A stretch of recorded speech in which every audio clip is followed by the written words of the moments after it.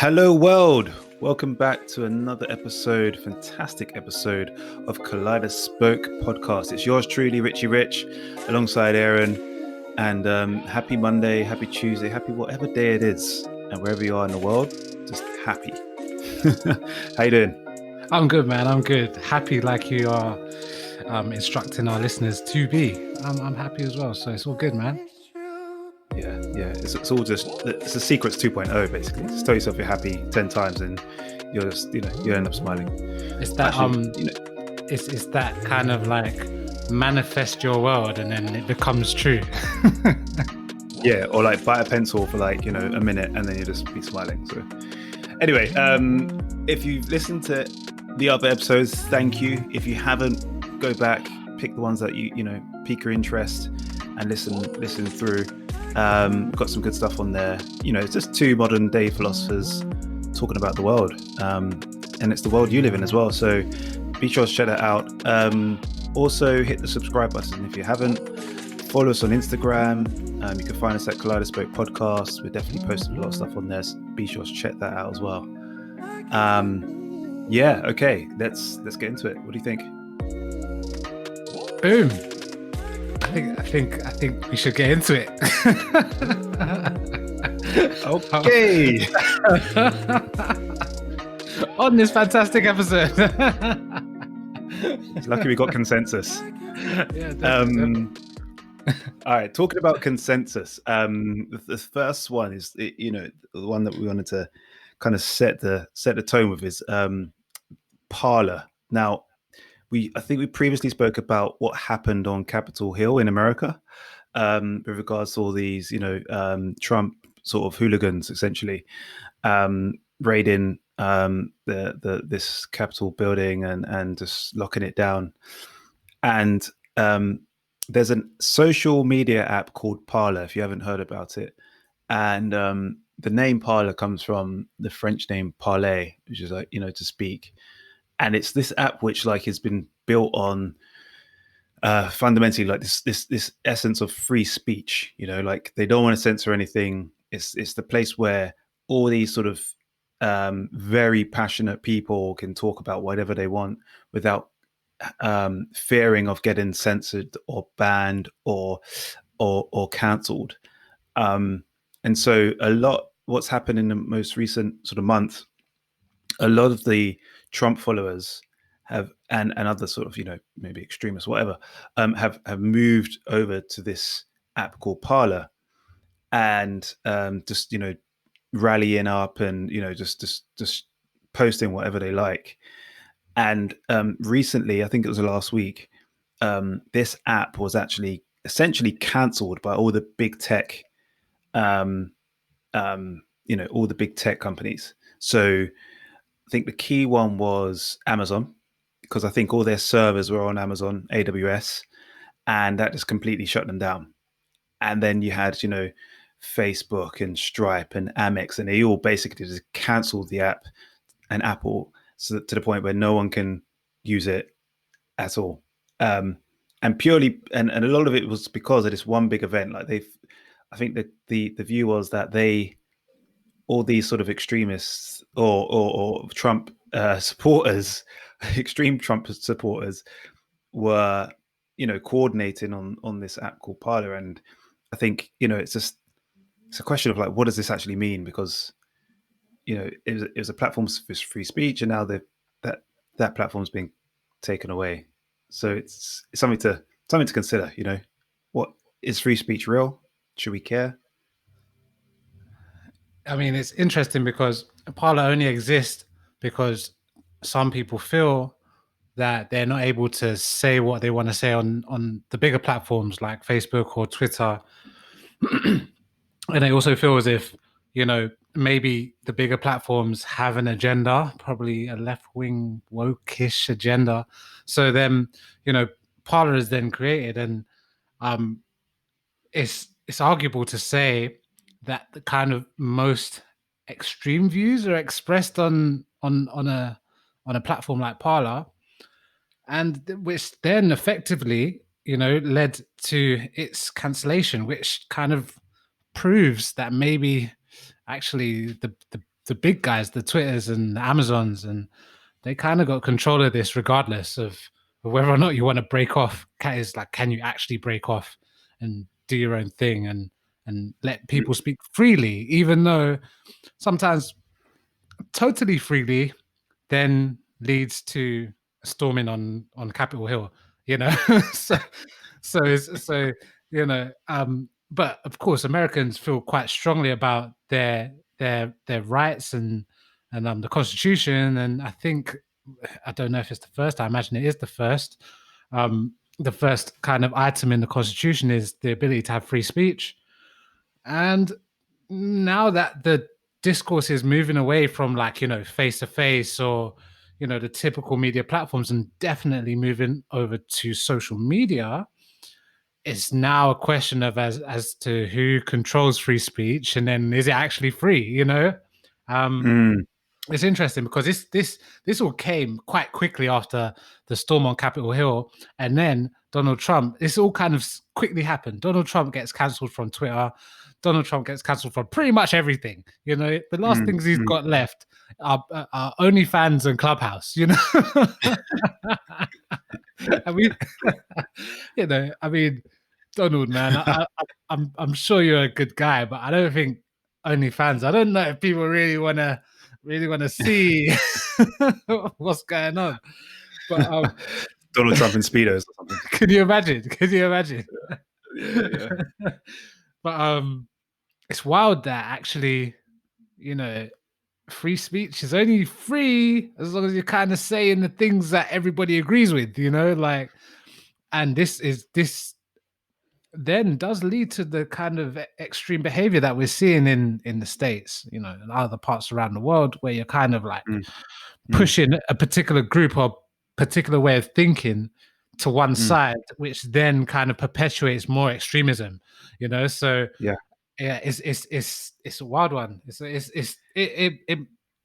I think this move from the bigger players like Amazon was the main culprit in this, actually, you know. So the bigger moves from those guys actually bring about a serious question as to, wait a sec, you know, where can we speak and what exactly can we say, you know?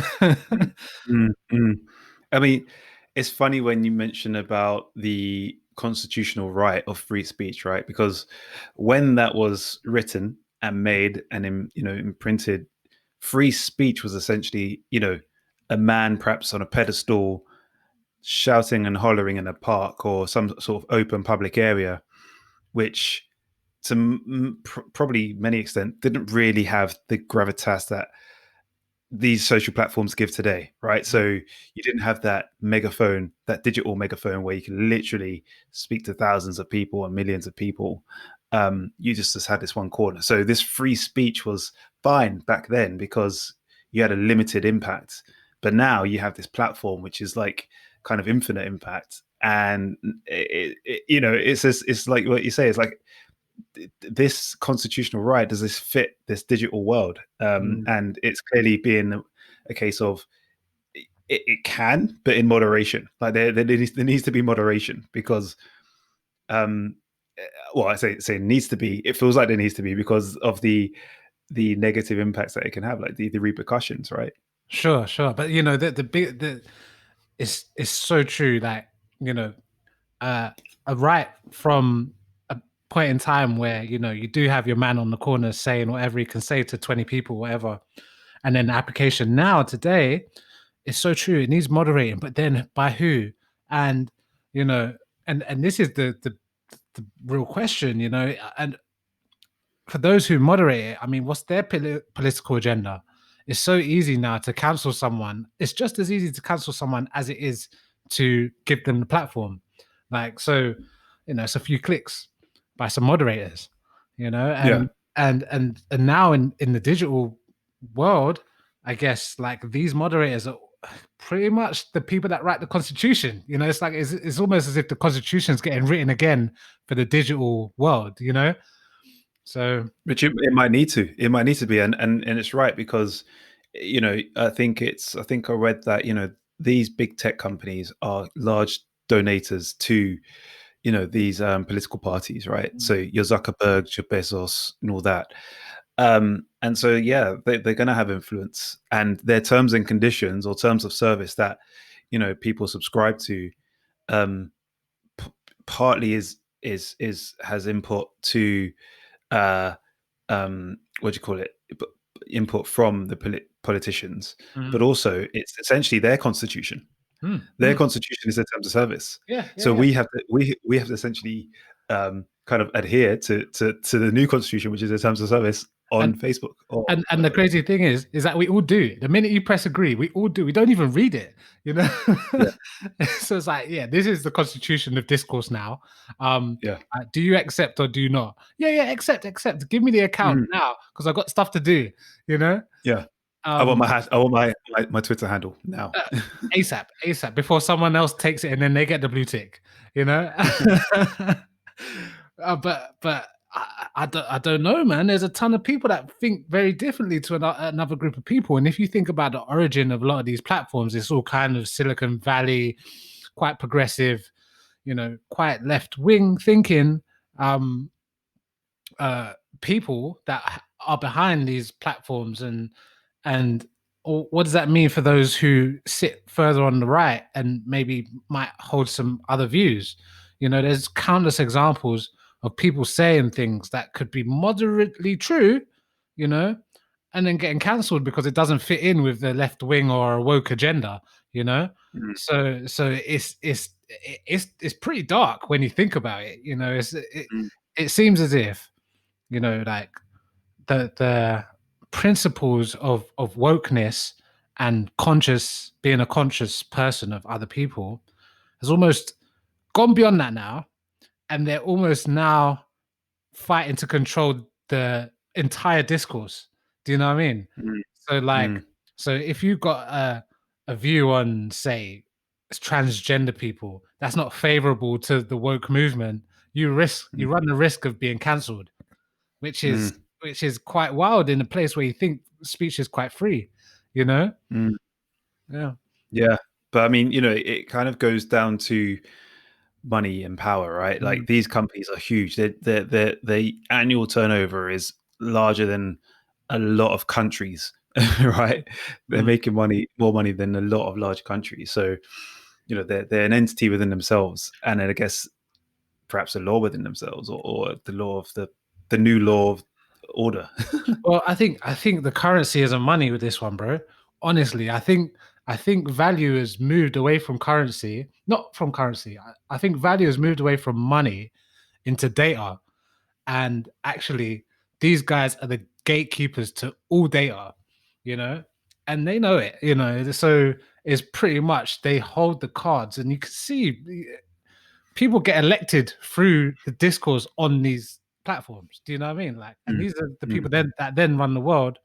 And you could argue that the people that are behind them are the Twitters or are the Facebooks, mm, So mm, the power. It seems as if now the power is still within money, because money is a common currency we all understand, but in my opinion, it's definitely moving towards data as being the currency of value in today, data and information, I should say, as being the currency of today. And the one who holds the most has the most say in how the world is run, you know?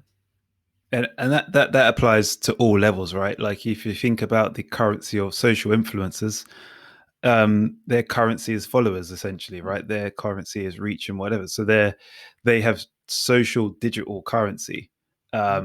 which they get rewarded for, and they transfer and they barter with to get paid, normal pounds and dollars, right, and euros. Sure. So um, it simply kind of goes down to reach and how many people are on your platform, how many eyes do you have, and that's why the politicians have to use these social platforms to make themselves relevant, humanize them, reach their target demographic that they want to vote for them. It's all very much like a big mosh pit. Oh, yeah, I get it.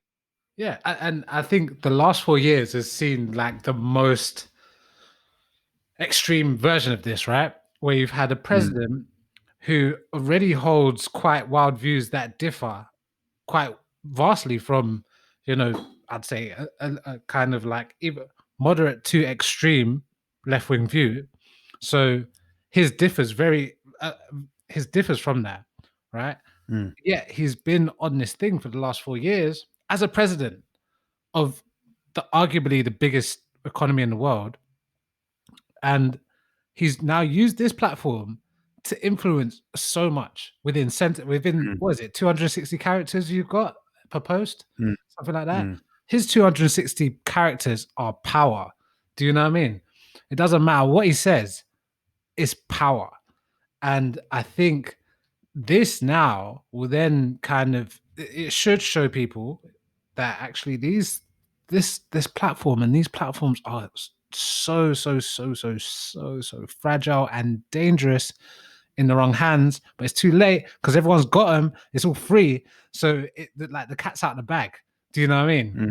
It's like there is no handle on this, like, so even, I know we initially started this off with Parler. It seems as if there can be others, and I think there are others. There are others that kind of host maybe alternative discourse.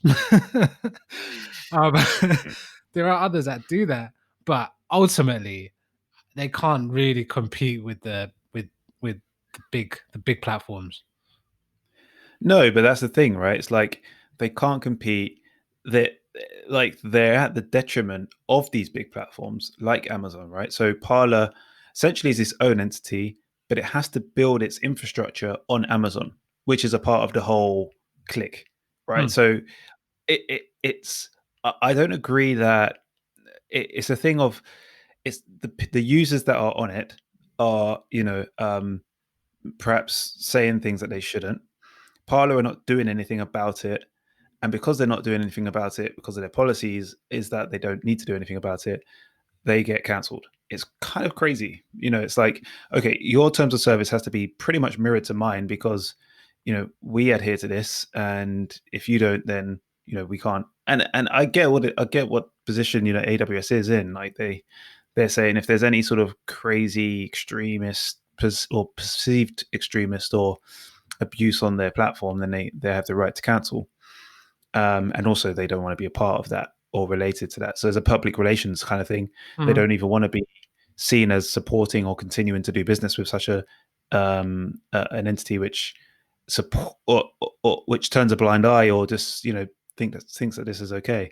And a Sure. large part of it is because I think a lot of the so say narrative, but a lot of the conversations were happening on Parler in relation to Capitol Hill. So when they look back and dig through and say, okay, how did this all happen?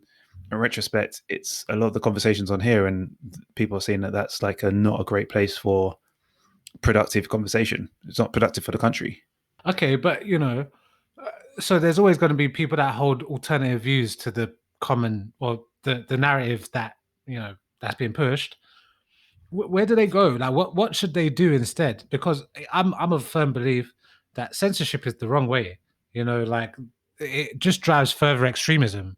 So Mm-hmm. what happens to these people that have these views? What happens to them? They just are they? I mean, they can't meet up in a physical place currently. I mean, Mm. what happens now for them? Well, they have to find alternative platforms, which I guess are not in. Parler got in the limelight because it was a big shift, and it seemed like I don't know, maybe Trump blew it up. Like there was a lot of attention because everyone knew where the conversation was happening.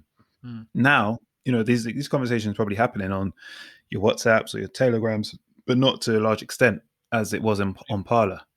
So you know, I think and that's probably the thing. Parler was it had such a large audience that could all speak at the same time and be and coordinate that it wasn't it was definitely unfavorable to the big tech's eye and the government. sure. But these conversations are still happening on alternative platforms. Yeah, yeah, yeah, yeah. I mean, I think another big question is like, who gets to decide what's extreme? We can have our ideas of what extreme is, right? Like check this example. Um, imagine imagine you've got people that, you know, people can change their gender, whatever. That's fine. But imagine you have a scenario in a combat sport where you have a man who is transitioned into being a woman, and then after transitioning into being a woman, then goes to fight in a women's division. You know, and if I then said that seems outrageous to me, that this person who is transitioned into another gender now fights in that group with people that haven't transitioned at all. You know, is that an extreme view? Some people might see that as extreme. I might say they shouldn't be able to compete in that particular group. And some people are like, well, that's quite discriminatory, you know, and Mm. that's extreme. But then I could say, okay, the science would say that if somebody has been a man for X amount of years and has experienced all the hormonal developments of a man for X years, and then changes their gender by putting new hormones in them, and then goes to compete with people that have never gone through that process, this person has still benefited from being a man for that amount of time prior to their change. So how is it fair on the people that are already in that group who have not benefited from, you know, being a man and experiencing the differences in bone density, the differences in levels of testosterone? But to say, if I said, okay, it's a blanket statement, that's not fair, that's not okay, someone might hold that as extreme, you know. And if Twitter or Facebook or whatever thing agrees with that, then I'm cancelled. Well, look, I mean, extreme is sort of like anything outside of the average, the mean, right, the middle, right. So wherever that, you know, if you think about any sort of like distribution curve, you know, and any, you know, like anything outside of the norm is can be seen as extreme, and especially if you've got like a majority, or if you have like a social norm, right? Like these are norms, and anything outside those norms could be. So it depends on where you are, like geographically, or you know, any sort of like, you know, if you're in a room, like if you add yourself to a Telegram group, and that Telegram group is LGBT, and you say, oh, you make certain comments, then you can be seen as extreme. You're an outsider, therefore you're out, that kind of thing. So it's kind of just you know, and it's a thing, right? Like as we're kind of saying, big tech in bed with the political kind of rhythm, and if you're outside of the line of that, then you're down as extreme. You know, that's kind of how it works around the world, wherever you are. You know, rightly or wrongly. I mean, you know, it's the funny thing is, though, is like all this Parler being cancelled is on the similar, um, I guess, similar rhyming of China and its way of consensus, and sort of toning down certain pieces of news or moderating news, obviously to a higher extent than it happens in the States. But you know, it does happen in sort of Western media for sure. Like if you've seen things about the royals, and you know, the news comes out, but then the narrative changes because, you know, again, because of influence, because of like, you know, where, you know, these public relations companies that are like, you know, trying to moderate and change the tone. So it happens. You get cancelled. Step out of line, you get cancelled. Go somewhere else. I mean, but like you're saying, how far? Where do you go? Where do you go? Where do you go? Except into like some dark web situation where you have a moderate view, but it's seen extreme by, you know, whoever's in charge, and you're in this dark web situation where you're talking to a guy that wants to kill black people just because you kind of like Donald Trump a little bit, and you're like, shit, man, you know, like I'm not that extreme. Like, why am I here having discourse with this guy? You know, Mm. just because I think I like Donald Trump, you know? No, and that's just an example. I'm just saying, I'm not saying that if you like Donald Trump, you get cancelled. I'm not saying that. But I'm just saying, it's that easy to become the outsider, you know? Yeah. Yeah, yeah, And you know, like the whole purpose of, well, initially, and this could be argued that, you know, the people that created these things just never saw where the fuck it was all going, you know, because the whole purpose behind a lot of these platforms was to give people the platform to talk and have a discourse. So, you know, I don't think they saw it going this far. I mean, Jack Dorsey, who's the owner of Twitter, or this, yeah, the founder of Twitter, he's been on Joe Rogan 2 times, and you know, he's even said in his own words, you know, how do I moderate all of this? Do you know what I mean? Like, I have to choose a way, and there's always going to be people that are going to fall out from this. Is at this point in time, it was not the vision. Not saying that, you know, this is the anti-vision, not to say that, but they just never planned for it to get this big and have to like deal with the politics of the world and their platform, you know. So it's hey man, you know, as I said, it's a Pandora's box. These things are Pandora's box. They've all been open now, so you know, we've got to see how it pans out over the course of our lives. Yep. When you're in Nicaragua, that's yeah. All right, so moving on similar note, second topic is kind of highly related, and it's WhatsApp specifically, but essentially it's the same thing. So just for those who obviously, many of you might know, but WhatsApp, Facebook changed WhatsApp's terms of conditions or terms of service.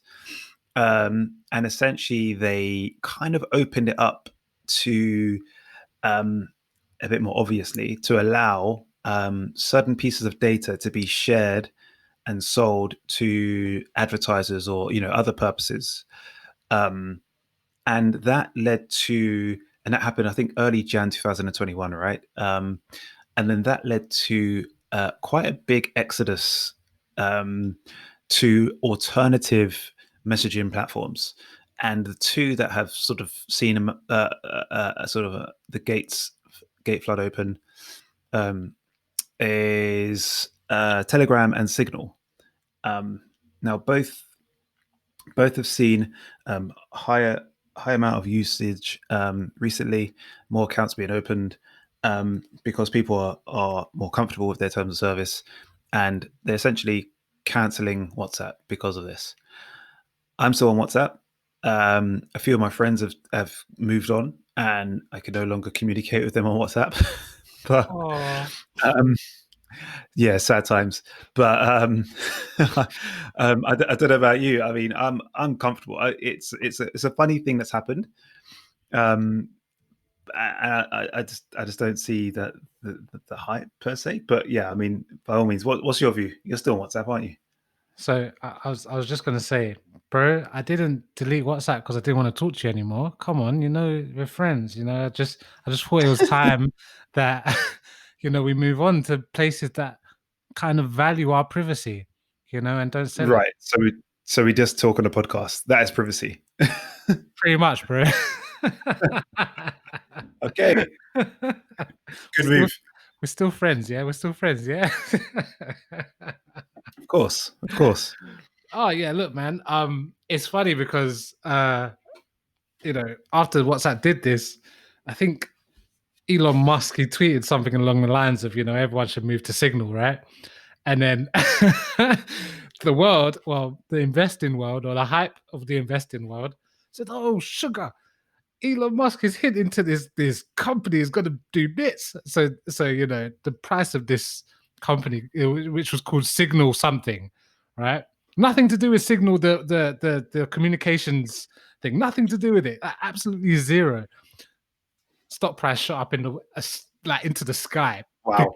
Because everybody's like, shit, Elon said it. It's go.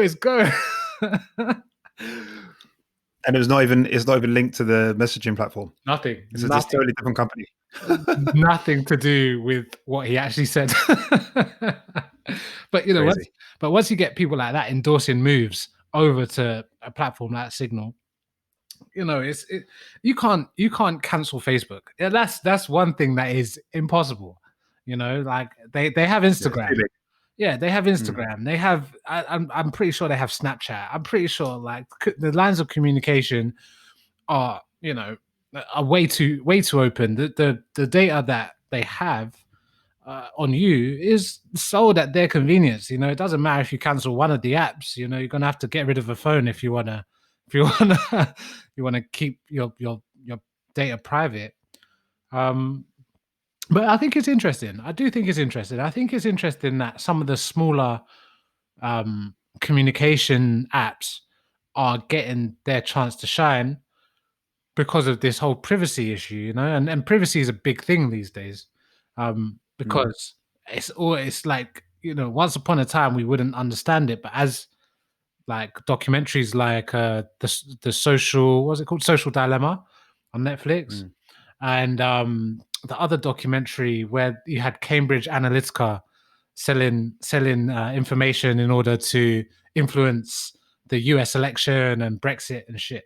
Like, people are aware that their data is being number one. That people are aware that their data has monetary value, and people are also aware that their privacy is pretty much at nil. So I think the likes of Telegram and Signal that seem more private about your data, they become attractive. Do you know what I mean? Like, I think I've been on a Signal for what, man? I don't know, man, maybe every year. I don't know. Um, yeah, and it's cool for that very reason. Like, you can have private. It seems as if you can have private conversations, and everything is encrypted. But the reality is, in my opinion, it's all out there, man. It's all the same thing. You know, if your data can be sold, it will be sold. you know, you- absolutely. yeah. I mean, I think also, right? I mean, as I said to you, I have a couple of friends that have moved across, but I've got a whole bunch more people that haven't, and so I'm not go. I really want to avoid having two messaging platforms, two messaging apps going at one time. It's already difficult having one with multiple like groups and all this kind of stuff. So I don't know how long this is going to last for. And the thing is, obviously people have to understand, Facebook is an advertising machine, and I, I, perhaps they've already been doing this anyway, and they've having to, um, change their terms of service to kind of ensure that it's all kosher. But what I think I don't know if there's a misconstrued or misunderstanding of their terms and service and what it actually means. But from what I understand, is that they are able to sell metadata of a message. So that doesn't mean they can sell your message. It doesn't mean they can sell your photos, because I still think that it is end to end encrypted. But what they can do is sell, who who you've been messaging and how long you've been messaging, how many messages you messaged them. So I think it's that relational data that they want to sell. So if I'm messaging you, we're a similar demographic, therefore you're in this bucket of people. And then ultimately they want to sell that and use that on their advertising platform, which is Instagram and Facebook. So it's obviously a commercial reason why they've changed it, because they don't charge for WhatsApp, and there's no advertisements on WhatsApp at the moment. Um, so it's essentially free. I mean, I know they've got business for WhatsApp, and I think they're making money in that way, but they need to try to capitalize from this thing. And the way they do that is through these little metadata pieces, right? So Sure. Sure. yeah, it's I mean, I don't see an issue with it. I mean, yeah. I mean, I think about it, right? And you don't need to think about it, but maybe I'm talking to some of our listeners. Um, you know, maybe. maybe, just maybe.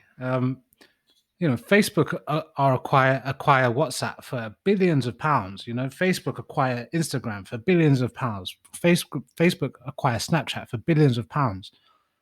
They don't charge No, wait, wait, say that again. they don't. They haven't bought Snapchat. Okay, fine. Snapchat independent. Sorry. All right, fine. Um, but they don't charge their users to use these platforms. Do you know what I mean? Everybody can use these platforms for free. So where do the users think the money is? Where does the value come from? Do you know what I mean? The Mm, value mm, obviously comes from the data. And mm, I think if you're trying not to give up your data to these platforms, then you just have to not use them, you know? Because actually, these companies are valued at the rate of data that gets transferred and then can be sold on to advertising companies or be used in their own advertising arms. You know, it's this, it's it's not, I'm so refraining to say it's kind of obvious because it's not obvious to everybody. But, you know, if I sell you anything, right? Or if I give you this cup, let's say, yeah, and I say, here's this cup. You know, there is. I bought this cup for £200 million. Yeah, but I'm just giving it to you. There you go. You're not my friend. I don't really know you. I'm giving it to you. Surely there's a reason as to why. And especially if I bought that cup to give to you, there's clearly like some commercial agenda behind it, and it doesn't have to be that sinister. It's you know, metadata is it can be arbitrary, you know, and I think this is another example of the world trying to catch up to the new digital world that we're living in, because the law has to try and catch up with it as well. And the law is Mm. always behind this. It's not in front of this, you know, like, so the law is always trying to, like, you know, make up or kind of make up the ground on the advancements that is happening in this kind of digital space. And this is why you'll Mm. see people like Zuckerberg on trial every 2 seconds, because it's like this shit has moved faster than any of them could have anticipated. The law needs to Mm. catch up with it, and he's going to be asked some questions, and he's going to have to say some shit. But ultimately, you know, like, shit, your data's sold, bro. It's gone. What do you want? There's no refunds, G. It's gone, That's cuz. it. Sorry, it's gone, That's cuz.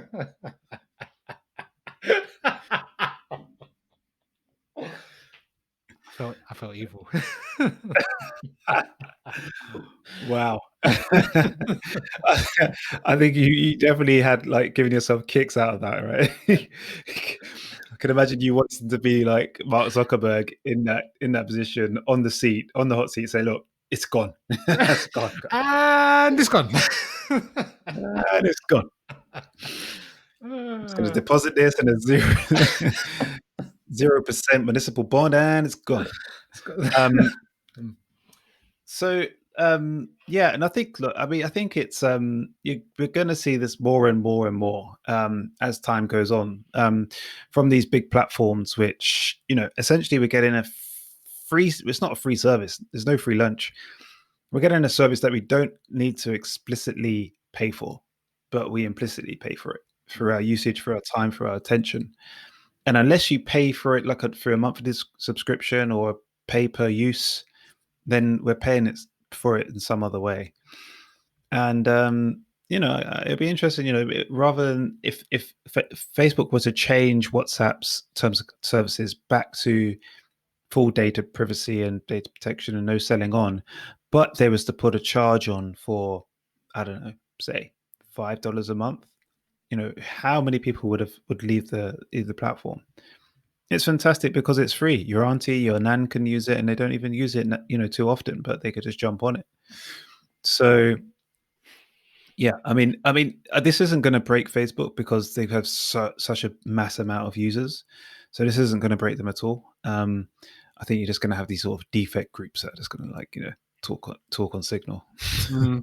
And something you kind of said before about, you know, some of your friends have defected to the other side. um, who the ultimate question is if, you know, 80% of your friends stay on WhatsApp and 20% go to Signal, are you really going to lose the contact with 80% of your friends just because of this kind of, like, I don't know, like, arbitrary idea that your data is now sold even more? You know, it only Yeah, I works. mean, what are you going to say? Text me, you know, Yeah, or call me, or page me, yeah, yeah, drop me yeah. an email. Please, you know, and this only works if everyone migrates. You know, like, if the majority stay, yeah, you know. And I think any kind of strategist in, you know, before making this decision to, you know, update their terms, any strategist behind the scenes would be like, this is not a big problem, this is fine, you know, like, you'll lose a couple, You know, they'll go to Signal. It'll be great. They'll come back once they realize most of their friends didn't follow them, and it will blow over. It will just blow over. You know. True. I'm actually. I'll be interested to see when these few friends that have moved over come back. Mm. I'll always be like, oh, okay, so what's changed?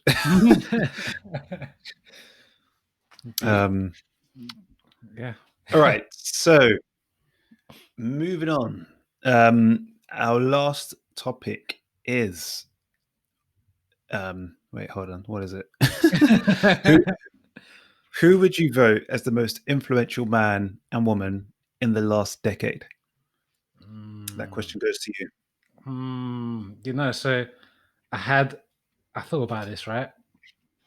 And I basically whittled it down to four. Two women and two men. I whittled it down to four. And part of it was because, you know, I thought about what has influenced us most in the last decade. So unequivocally in my mind, social media.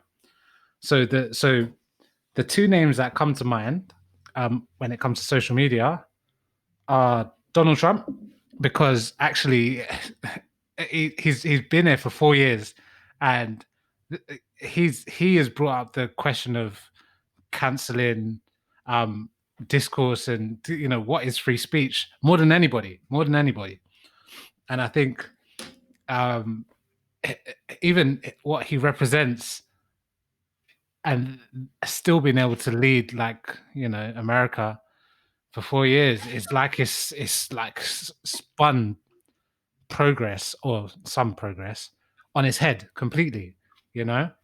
And you know, I think he's been highly influential, and I know he's only been president for 4 years, but the level of influence that he's had in this 4 years is unprecedented. Do you know what I mean? It's wild. So it was between him and Mark Zuckerberg, and I actually think Mark Zuckerberg wins because he is like arguably the founder of social media.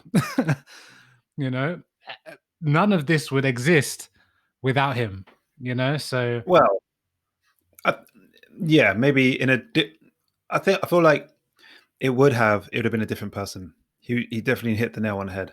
well, You had MySpace, you had Bebo. Like it was an evolution, and he was just the guy at the right time, right I, place. I think he tried.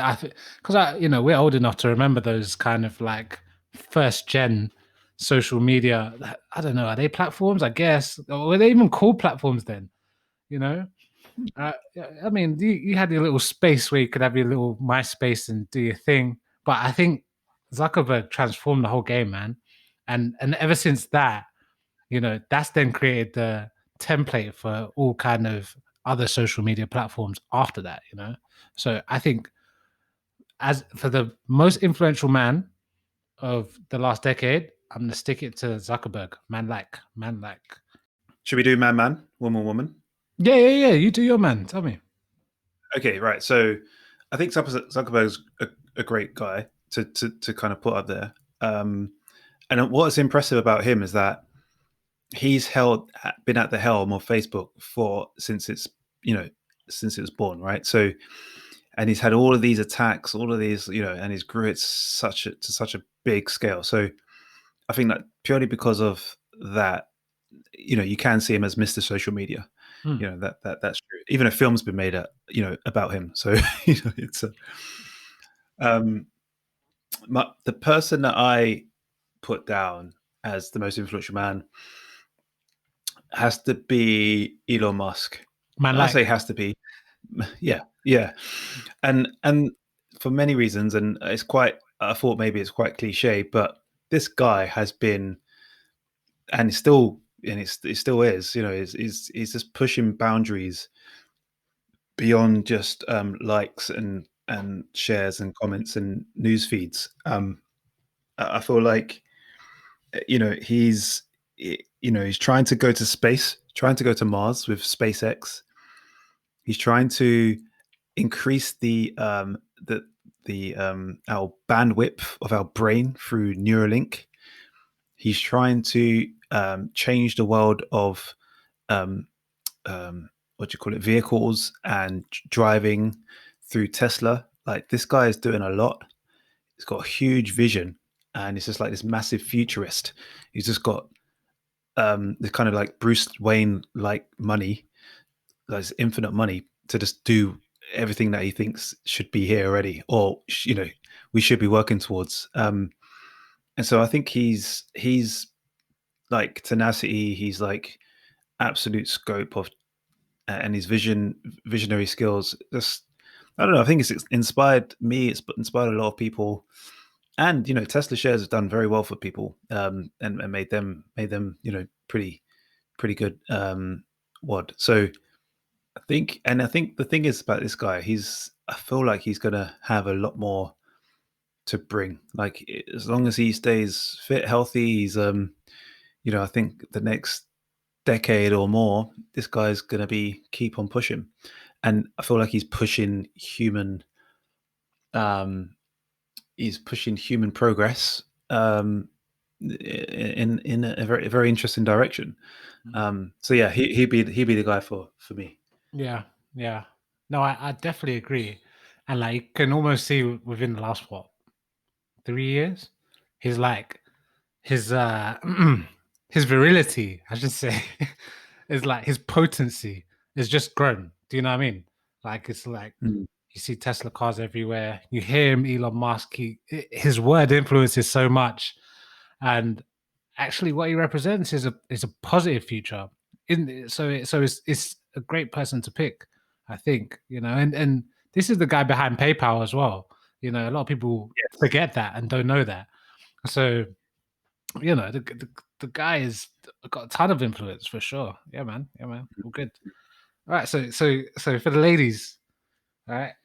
Again, I got two, but the person I'm gonna go for is because it makes sense. Do you know what I mean? So the first person I thought of was Michelle Obama, and it's because obviously her position as first lady, I think she's represented herself, not only herself very well, but um, black women very well, and she's held this family position that encourages anybody, but particularly people from African backgrounds, that you can hold this position very well. It's you can have you can have decorum, you can have class, and she's got that in leaps. So it's kind of that, but she's a well accomplished lawyer. Like she's kind of got this kind of, I don't know, man, this momentum behind her, to kind of inspire all these women to do better and to be independent and to you know go for top positions. And I think actually she's been behind a lot of initiatives that help that. So you know I definitely think that she's been super influential over the last decade. But I will say, and this is a but, and this is where this all goes left. I do think the most influential woman, arguably, in the last decade is Kim Kardashian. Um, si- Wow. yeah, yeah, simply because of her reach to women and her influence on what a woman sees themselves as beautiful. I'm not talking about all women. Understand that. I'm not talking about all women, but Mm. Kim Kardashian is pretty much the kind of like how can I say, what's the word when you're not you're like the standard. That's it. Kim Kardashian's almost like the standard for beautiful women. Has been over the last 10 years. And again, I'm not saying this is held by all women. I'm not saying this is held by all men, but the fashion shows that. The fashion is clearly demonstrating that this person is the person's kind of influencing the world of beauty. Do you know what I mean? Mm. And Mm. this is huge. This is beauty is bigger than politics. Uh, beau- beauty is us in as a species, and I think that her following is just ridiculous. And even when I thought about what are the most influential kind of drivers for us, and what have been the most influential drivers for us over the last 10 years. I had one, social media, and two, reality TV. It's all within pop culture. Do you know what I mean? And this again, like this is probably the mecca, and her show is probably the mecca of reality TV. Her and her sisters doing whatever they do. Everybody knows their name in the world. Everybody knows their name. And even the fact that while Donald Trump was in his presidency, she was able to make moves to get people released from prison. You know, she has. Oh, really? Yeah, yeah, you didn't know. Yeah, yeah, she got people released from prison. People that have had drug offenses and been unfairly put in prison for like decades. You know, she went to the president and said, "Look, like let's work together to, get these people out of prison," and it fucking worked. It's like, how? Kim Kardashian is famous from a sex tape. Do you know what I mean? And then subsequently her reality show. But it shows the influence of this particular person. Like it's Mm, crazy. It's crazy. mm. People get their bums done because of Kim Kardashian, but people have been getting their bums done for ages. But now when she did it, it changed the game. You know, Yeah, and yeah. and as I said before, like she is entrenched in a woman's view of beauty, which is bigger than that's bigger than social media in my mind. That's bigger than women are half the world, and men look at women.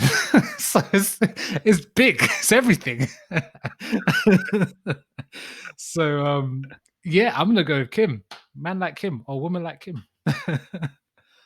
That's interesting. I think it's definitely a good call. Yeah, it is actually crazy when you think about her reach and her influence, her following, and just anything she essentially touches turns to like gold. This Midas touch.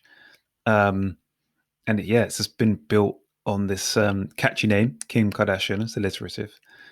But yeah, worldwide, if you go anywhere, you say Kim Kardashian, they know the name, and they know what they are thinking about bums and beauty and makeup and glam. Mm, So yeah, that is a powerful thing. That's a powerful thing. I think mine was actually the same as your first, so Michelle Obama, and pretty much for the reasons that you kind of outlined. I watched her Netflix documentary Becoming, and that gave me a bit better insight into her. So I hadn't read her books before, and yeah, she definitely seemed like this very balanced and very um, rightfully she should have been in that position, like a mm, good mum. She had this decorum, as you mentioned, that she's a black lady in that position, or the first black lady in that position, and she held her own, and it was she showed up. She showed up. Do you know what I mean? There's no scandals. There's no like isms and schisms, and I think that's a positive contribution, and all the stuff that she's done within mainly America. But how she's on stage, so she's essentially representing democracy and equality as well, across the board. So that was my pick, and I think she probably doesn't have the same gravitas as Kim Kardashian. Probably definitely doesn't. But for the and I would say like her contribution is more I can't even say like moralistically like or like it, her contribution's a bit more straight lace and I don't know. It doesn't feed on our desire for beauty, mm. which is arguably I would say Skin deep. I would say skin deep, Yeah, skin deep. yeah, So um, definitely her influence is probably a lot less, definitely a lot less. But I feel like her influence has been in the right, from my eyes, in the right directions that I it resonates with me. sure. Like imagine a world where Michelle Obama's influence was more than Kim Kardashian's. That seems like a better world to me. Do you know what I mean? Yeah, like where if people would not to say, again, I don't want to step on no one's toes. Not like Kim Kardashian's listening to this, but but like Kanye is. oh Kanye, but not to say that there's anything inherently wrong with what Kim Kardashian represents. Not to say that, No, but at all. there is something inherently right with what Michelle Obama represents. Do you know what I mean? It is and especially who she represents it to. Like her influence is and will probably continue to be like so powerful on women and in particular Black women, but women as a Mm. whole. Women as a whole. I think, it's like funny that both of them, in a way, yeah, I was just thinking about this, both of them have positive um, contribution factors to women, right? So they both kind of they should embody confidence in a woman, right? And a woman should be confident in herself. And Michelle Obama would kind of speak to the more people who not quite glam. Perhaps they are even still, but less so. And Kim Kardashian's more like the glam. But both of them are excelling and they are succeeding as women. So both of them have this sort of like confidence boosting factor together for women in general. So props to both of them. Yeah, yeah, Hats off. defo. And I think what was interesting about Michelle Obama's time as the first lady is that she was active. She was active. Like the Mm. last first lady, Melania Trump. I'm not sure about what was going on there. A man don't know about that one there, cuz. But like when Michelle Obama was first lady, she was active and a ton of expeditions without her husband. Mm. Clearly frontline representing for women, clearly frontline representing for good causes around the world. Mm. So she again, and that isn't. I don't believe that's because of her position. I think that's because of her as an individual. You know, Mm. because as we've seen there, you can become a first lady and pretty much not do anything if you don't want. You might have to hold your husband's hand, which proved a bit too much for some. But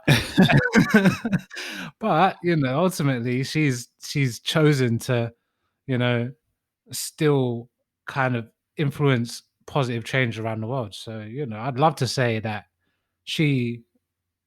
In fact, you know what? Kim Kardashian and Michelle Obama jointly, boom, boom, they win. Both of them together. They hold hands. You win. Yeah. All right. That sums up our circle of influence. Mm. What is your circle of influence? Let us know on Instagram. You find us there. We're hanging out. Kaleidospoke podcast, should I say? And yeah, I hope you enjoyed the session. It was another enlightening one, I hope. And any final words? Again, people, February's coming up. I think we're very close, if not already. And we'll have a few surprises for you in February. And everybody, keep your head up.